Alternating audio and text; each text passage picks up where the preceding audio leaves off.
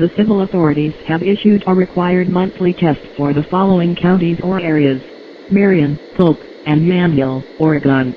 Effective at 3:15 p.m. Pacific Daylight Time, Tuesday, May 7, 2024. Effective until 4:15 p.m. This is a coordinated monthly test of the emergency alert system. In the event of an emergency, this system would bring you important information and instructions. This test is originated by the Willamette Valley Communications Center in Salem, Oregon, and is now concluded.